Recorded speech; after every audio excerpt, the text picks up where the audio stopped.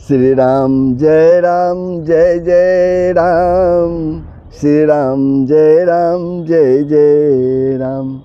जय श्री हरि, जय श्री राम, जय बजरंगबली। बांधवों, आप लोगों ने श्री आनंद रामायण के शारकांड के तीसरे सर्ग के चौथे भाग में श्रवण किया कि चारों भाइयों का विवाह, यानी राम लक्ष्मण भरत शत्रुघ्न का विवाह 1 मास के बाद राजा दशरथ का सभी को लेकर अयोध्या को प्रस्थान, मार्ग में श्री राम परशुराम का मिलन एवं श्री राम द्वारा परशुराम का गर्भ भंजन, ये आप लोगों ने श्रवण किया। अब शारकांड के चौथा सर्ग मैं प्रारंभ कर रहा हूँ। इस सर्ग में, चौथे सर्ग के प्रथम भाग में, मैं दीपावली के उपलक्ष्य में महर्षि जनक के आमंत्रण पर शशन्य राजा दशरथ का जनकपुर जाना, स्वयंवर में अपमानित हुए राजाओं का दशरथ की सेना पर आक्रमण, श्री राम का सभी को पराजित करना, युद्ध में भरत का मूर्छित होना, श्री राम की आज्ञा से लक्ष्मण का मुद्गल मुनि के आश्रम से संजीवनी औषधि लाकर भरत को जीवित करना। यहाँ तक मैं अब वाचन करूँगा, आप लोग ध्यानपूर्वक श्रवण करेंगे।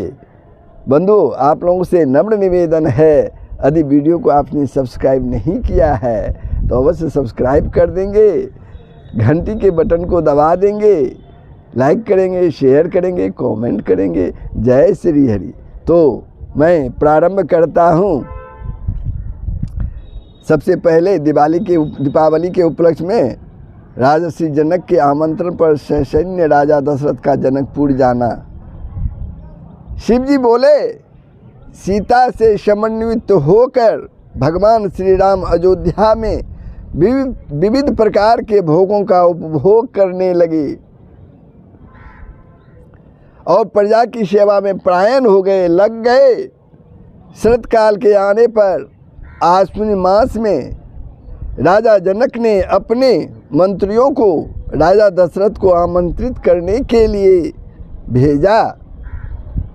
शरत काल में राजा जनक ने अपने मंत्रियों को राजा दशरथ को आमंत्रित करने के लिए भेजा। वे शीघ्र ही अयोध्या जा पहुँचे। आए हुए इन मंत्रियों का राजा दशरथ ने आदर पूर्वक प्रचुर सत्कार किया और उनका आगमन का प्रयोजन पूछा। राजा दशरथ ने, वे मंत्रीगण भी उन्हें प्रणाम करके उनसे कहने लगे, आपके मित्र राजा जनक जी ने दीपावली महोत्सव के अवसर पर आपको परिवार सहित मंत्रियों के साथ और पूर्ववासी तथा जनपद निवासी जनों को लेकर आने की सादर प्रार्थना की है, आपसे आने की सादर प्रार्थना की है।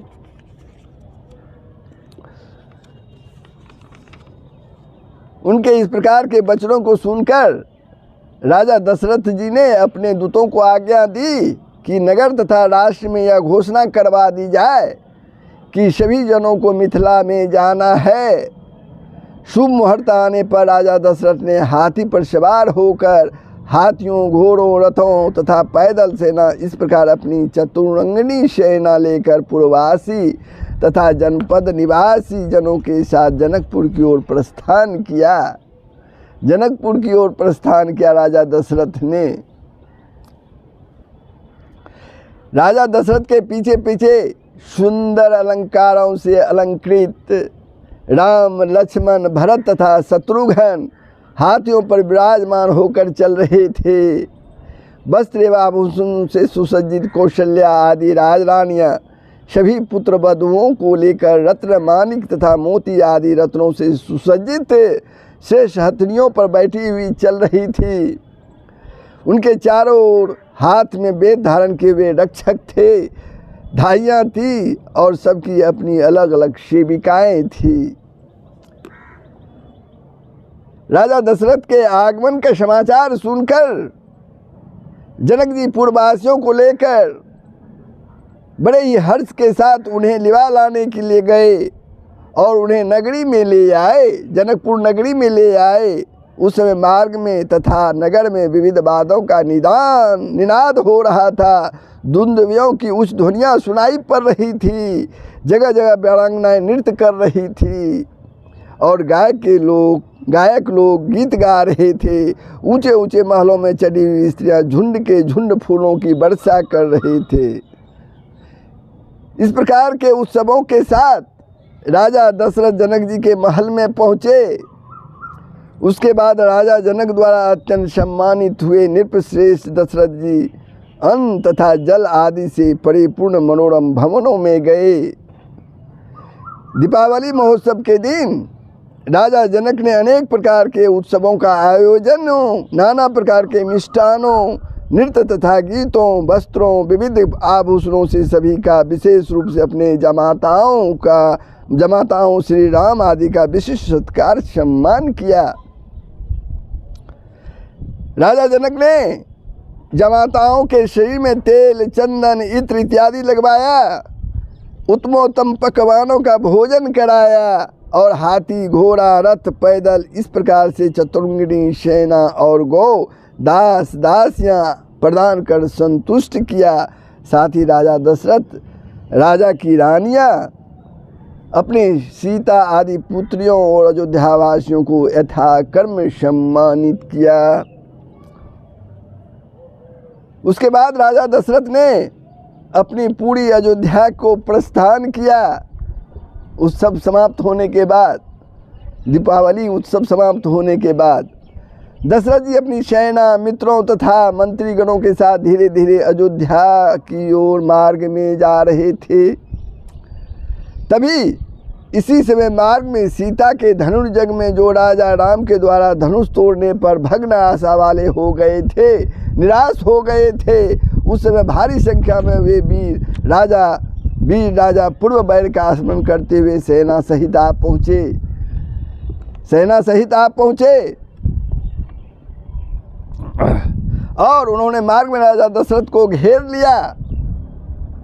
उनको देखकर राजा अत्यंत घबरा गए और उन्होंने अपने बंधु बांधवों तथा मंत्रियों के साथ विचार विमर्श किया क्या हो गया। इसी बीच जब राम ने अपने पिता के विषयों में सुना तब कि वे महान चिंता में डूबे हुए हैं, तो वे लक्ष्मण को साथ लेकर शीघ्र ही उनके पास पहुँचे। राम ने पिता दशरथ को प्रणाम किया और बड़ी ही विनम्रता से कहने लगे, हे तात, हे राजन, मेरे रहते आपको कोई चिंता नहीं करनी चाहिए,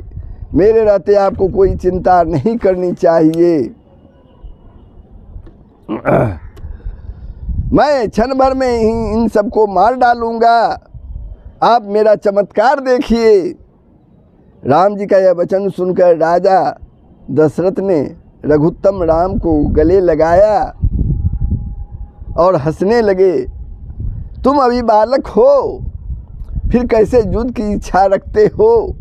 राजा दशरथ कहते हैं श्री राम से, तुम अभी बालक हो, फिर कैसे युद्ध की इच्छा रखते हो। दशरथ जी को अभी भी विश्वास नहीं हो रहा था, कैसे युद्ध की इच्छा रखते हो। इस अरण्य में इन दुष्ट राजाओं ने मुझे कुटुंब सहित घेर लिया है, मैं स्वयं ही युद्ध के लिए जाऊंगा, तुम सेना की रक्षा करो। पिता के ऐसे वचन सुनकर श्री राम पुनः उनसे बोले, जब आप युद्ध में मेरी शक्ति को कुंठित देखें तब आप मेरी सहायता करें, उस समय आप यहीं पर ठहरें। हे तात, आप मेरे कथनानुसार कुटुंब सहित अपनी संपूर्ण सेना की रक्षा करें। पिता से इस प्रकार कहकर और उन्हें प्रणाम कर धनुष और बाण से सुसज्जित रथ पर आरूढ़ होकर श्री राम चल पड़े। लक्ष्मण भी उनके पीछे पीछे चले। श्री राम और लक्ष्मण को जाता देखकर भरत और शत्रुघ्न भी पीछे पीछे चल पड़े। उन सब के साथ राजा दशरथ ने 10,000 सैनिकों वाली सेना भेजी। उसके बाद वे सभी राजा रथ में बैठे हुए उन रघुत्तम श्री राम को देखकर परस्पर एक दूसरे को बताने लगे कि यही राम है जो अपने पिता के रथ में बैठ कर आया है, यह महान ओजस्वी है। इसके कंधे ऊंचे एवं विशाल हैं। यह दशरथ की आज्ञा से उनके शास्त्रार्थों से परिपूर्ण रथ पर बैठ के आया है। इस रथ में कचनार पुष्प के समान आभा वाली ऊंची ऊंची ध्वजा पताकाएं लगी हैं। इस प्रकार से कहते हुए रथों पर सवार हुए सभी राजा युद्ध करने के लिए सामने आ खड़े हुए। प्रभु श्री राम से युद्ध करने के लिए सामने आ खड़े हुए। तब उनके बीच भीषण संग्राम छिड़ गया। भीषण संग्राम छिड़ गया। वे एक दूसरे पर अस्त्र शस्त्र भिंदी पाल सत्यघनी तथा परशु आदि से प्रहार करने लगे। वे राजा लोग राम की सेना को छोड़कर सीधे ही राम से युद्ध करने लगे। उन्होंने अपने महान शस्त्रों तथा बाणों से आकाश को व्याप्त कर डाला, भर डाला। उन सभी राजाओं को राम से युद्ध करते देख लक्ष्मण, भरत तथा शत्रुघ्न भी शीघ्र ही उधर दौड़ पड़े। उस समय उनके बीच कार्तिकेय और तारकासुर के समान अत्यंत दारुण युद्ध होने लगा। उसके बाद उन राजाओं ने अपने शस्त्रों की मार से भरत को बिंद डाला। तब भरत मूर्छित होकर रथ से जमीन पर गिर पड़े। भरत को भूमि पर गिरा देखकर उन राजाओं ने बाणों की वर्षा शत्रुघ्न पर भी विध डाला। शत्रुघ्न को भी बाणों की वर्षा करके विध डाला। उन्हें भी रथविहीन करके वे राजा लक्ष्मण की ओर दौड़े और अपने तीक्ष्ण बाणों से उनसे युद्ध करते हुए लक्ष्मण को भी घायल कर दिया।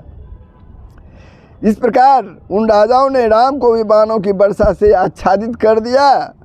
उसके बाद श्री राम ने उस युद्ध में पालकियों की झालरों से झांकती हुई कौशल्या आदि माताओं, सीता, भाइयों की पत्नियों, पिता दशरथ और मंत्रीगण को देखते देखते ही लीलापूर्वक अपनी महान धनुष की टंकार की और व्यास्त्र का संधान कर उन सभी राजाओं को सूखे पत्तों की भांति उड़ाकर समुद्र के किनारे फेंक दिया और बचे हुए राजाओं को मोहनास्त्र से मूर्छित कर डाला। साथ ही हाथी, रथ एवं घोड़ों से भरी हुई सारी सेना को भूमि पर सुला दिया। इधर माता कैकेयी ने जब देखा कि युद्ध स्थल में भरत मूर्छित होकर पड़े हैं, तब वे अपनी हथनी से शीघ्र ही उतर पड़ी और उन्हें गोद में लेकर वे विलाप करने लगी। यह देखकर राजा दशरथ तथा कौशल्या आदि रानियां भी रोने लगी।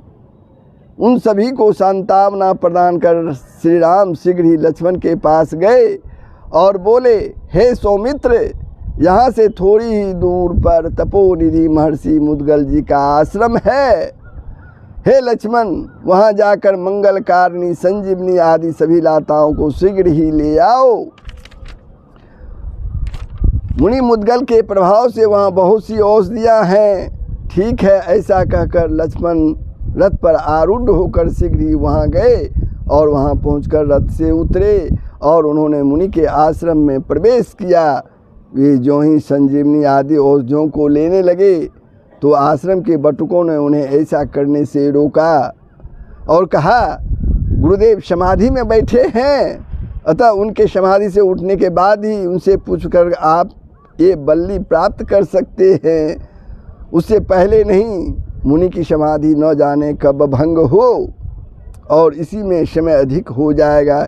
इसी भय से लक्ष्मण शीघ्र ही श्री राम के पास आए और आश्रम का संपूर्ण वृत्तांत उन्हें बतला दिया।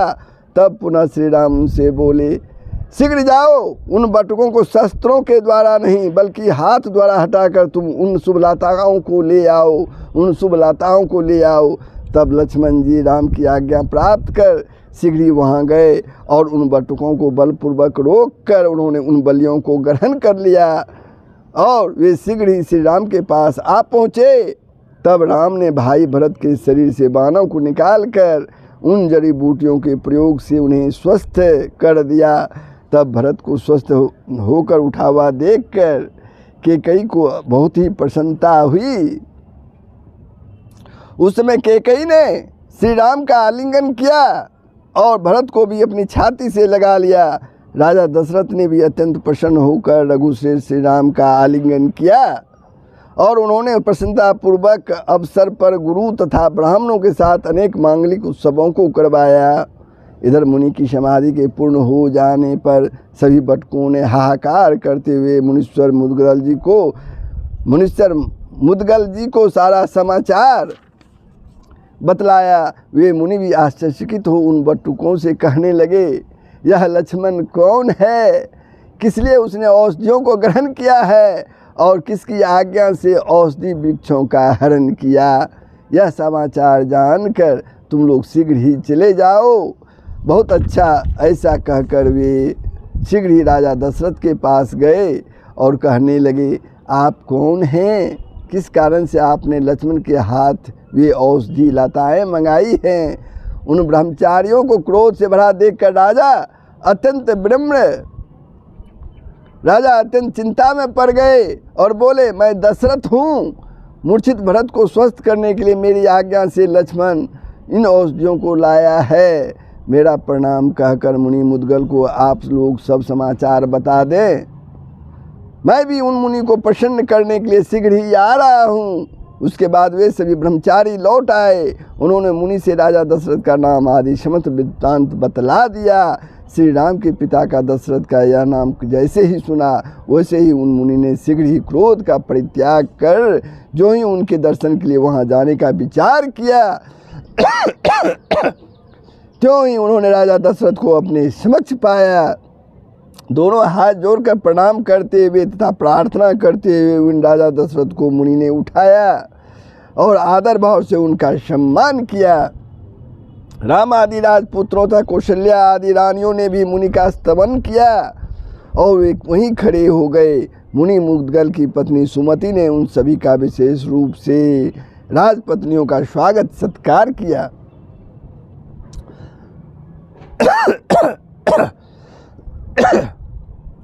उसके बाद राजा दशरथ ने मुनि की बार बार स्तुति करते हुए कहा, हे मुने, मुझे राजा के द्वारा जो अपराध हुआ है उसे आप क्षमा कर दें। मुनि मुदगल दशरथ जी से बोले, आपने मुझ पर बहुत उपकार किया है, नहीं तो ध्यान में स्थित मुझे सीता सहित आपके पुत्र श्री राम का दर्शन कैसे होता। वे तो माया से मानव शरीर धारण किए हुए हैं। उनके इस प्रकार के वचनों को सुनकर और मुनीश्वर मुदगल जी को अत्यंत प्रसन्न जानकर दशरथ जी ने उन्हें प्रणाम किया और उनसे कुछ पूछने की दृष्टि से बोले।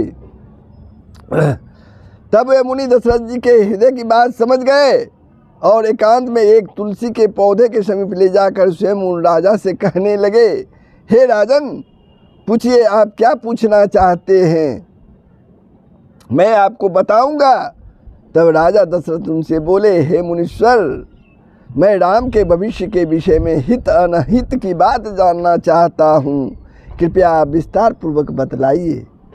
राजा के वचन सुनकर मुनीश्वर मुदगल उनसे बोले, हे राजन, साक्षात नारायण विष्णु सर्वव्यापी जनार्दने ही पृथ्वी का भार हरण करने के लिए और पूर्व में दिए हुए आपके वरदान को सफल करने के लिए आपके महान पुण्य के उदय होने से आपके यहाँ अवतार धारण किया है।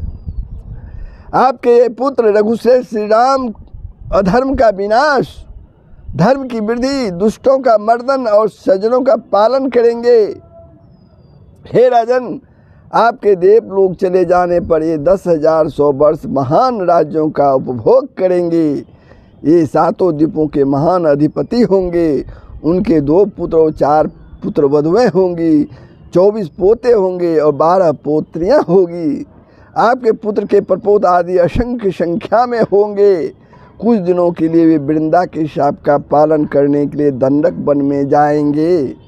उसके बाद महान राज्य का भोग करेंगे।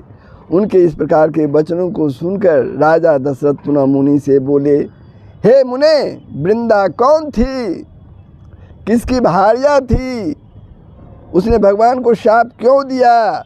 हे मुनीश्वर, यह सब आप विस्तार पूर्वक मुझे बताने की कृपा करेंगे। तो बंधुओं, आप लोगों ने श्रवण किया राजा दशरथ और मुनि मुग्दल की संवाद और राजा दशरथ द्वारा वृंदा के बारे में पूछना, जो अगले भाग में आपको सुनने का मौका मिलेगा। तो कैसा लगा कमेंट के माध्यम से बताएंगे। वीडियो को शेयर नहीं किए हैं, शेयर कर देंगे, सब्सक्राइब करेंगे। जय श्री हरि, सब जय श्री राम। सबका भला ही होगा, पूरे विश्व का कल्याण होगा। सनातन का यही मर्म है, यही मुख्य तत्व है।